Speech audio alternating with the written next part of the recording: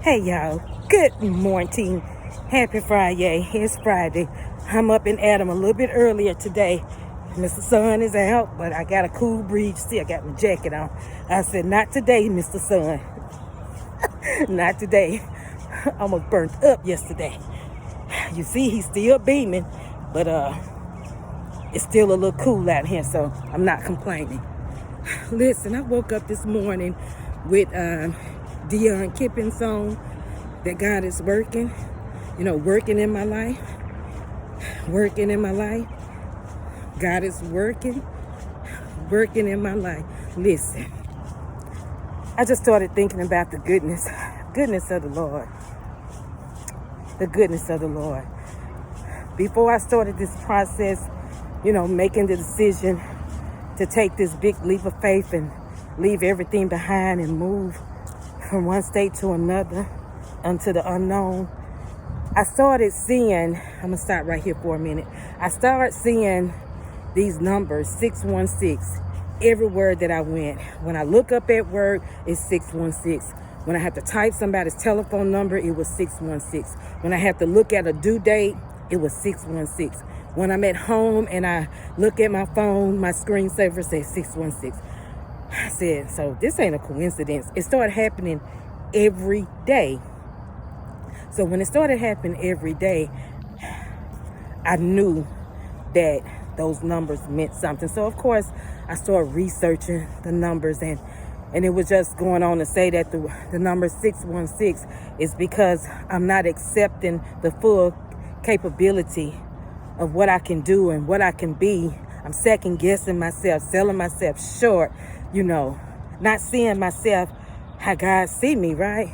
It was just saying that, God is trying to take me to a fresh start, a new beginning, but I don't feel like I'm capable.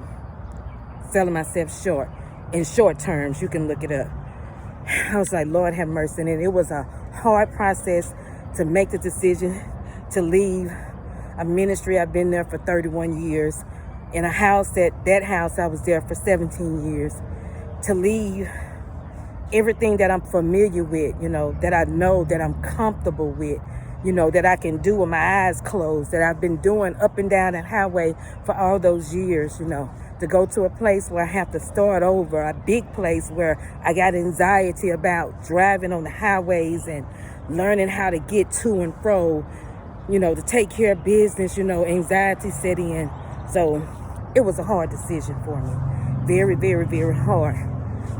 Very, very, very hard to say goodbye. One of the hardest decisions I've had to make in my entire life. But this time, I wasn't going to be the one to stop what God wanted to do. So I agreed. And I said, okay, let's do this. Let's go. It wasn't easy. It was a push in the beginning, but then the enemy saw we wasn't going to give up. When our minds was made up, we kept pushing, and then everything fell in place. We got the house. We sold our house before we even got a house. I said, okay, God, our house is gone. They said we were going to close in the middle of February. They pushed it back. We closed on the 5th. Didn't have a house as of, 2 days, I think, before closing. It was a process, right? Anyway, that'll be in the book, all of that. Interesting.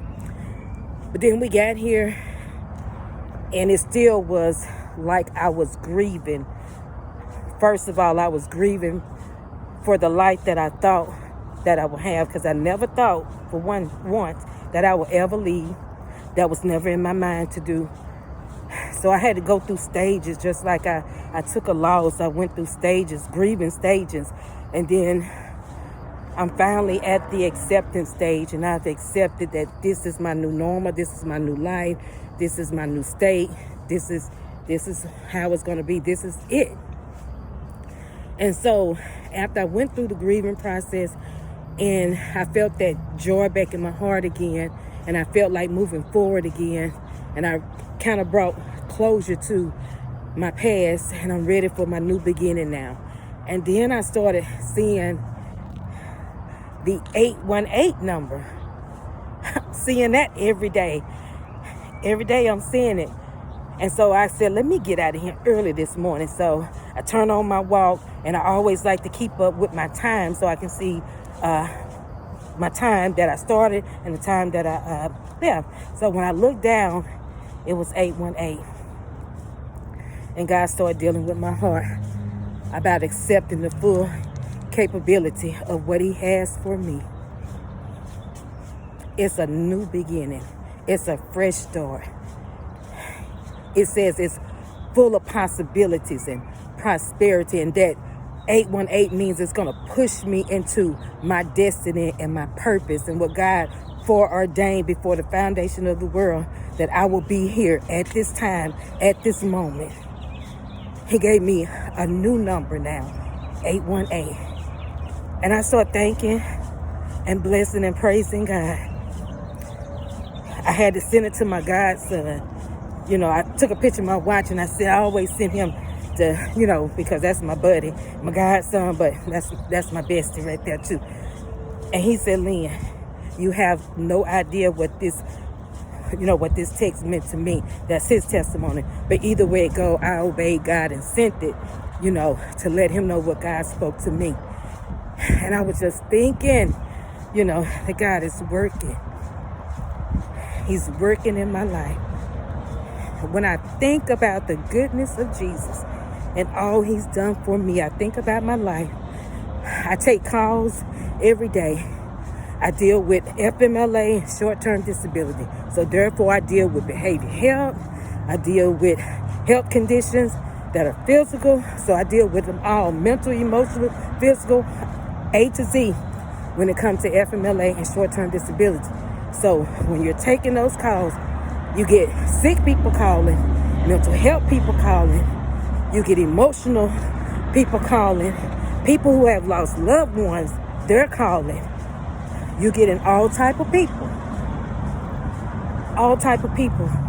with all type of problems. And I sit there and I listen to them. I have to be a counselor that I'm not paid for. And I just listen to them because I can't outwardly just go into prayer, which I have prayed before and prayed that God did. I didn't get fired. But you can't just actively go into prayer for them outwardly. You have to ponder it in your heart. Don't know these people, but while you got them on the call, you call their name out and pray for them right then. This one woman had been married for 22 years, and all of a sudden she stayed. Her husband just one day said he wants a divorce. So this was tough for her. I had to have empathy because I had to think about my own self. I could be her. Married 31 years and we ended. And I had to let her know that I've been somewhat where she is, which it was me that hadn't got the papers out and wanted my husband to sign them. It was me that wanted the divorce. But I said, but nonetheless, 31 years, it don't matter if I wanted to divorce or he. That attachment and that soul tie, it was not going to be an easy process to get a divorce. So I empathized with her and let her know that I pray that God would give her closure with her husband and that he will give her closure so she can move forward with her life. So I had to say those things, record it or what, because I feel like I'm called for such a time as this, right? So I just deal with all kind of people. They have to cry sometimes. I have to sit there and let them do what they got to do, right? And I'm just thinking, it could have been me. It could have been you. It could have been us. But we're kept by the blood. I said it could have been you. It could have been me. It could have been us. But we're kept by the blood. Whew. You could be up today, down tomorrow. You could be in today and out tomorrow. You just never know. So I just want to encourage your heart today. Be sensitive to the Spirit of God because He's speaking to you. We just have to put all the clutter aside. Lay it all aside. Lay aside the weights and the sins that so easily beset us so we can run with endurance, with patience, the race that is set before us. We got to cast all our cares on Him. Why? because he cared for us. Casting means sometimes you got to throw it, you got to sling it. Like we say in the country, you got to chunk it, you got to give it to God. So as I sign out on this happy Friday, it feel good out here. This is your girl. I'm your number one motivator and your number one encourager. I'm the vision pusher that'll help you stand in your truth and then stand boldly. I help you tell your truth and stand there boldly in that truth that you tell. All I'm saying to you and to me on this Good Friday, it's a new day. It's a new season. Breakthrough has come. It's a new beginning. Fresh anointing is flowing your way. Then it's another song say, it's not a season, it's a new day. All I'm saying to you and to me, let's go, y'all.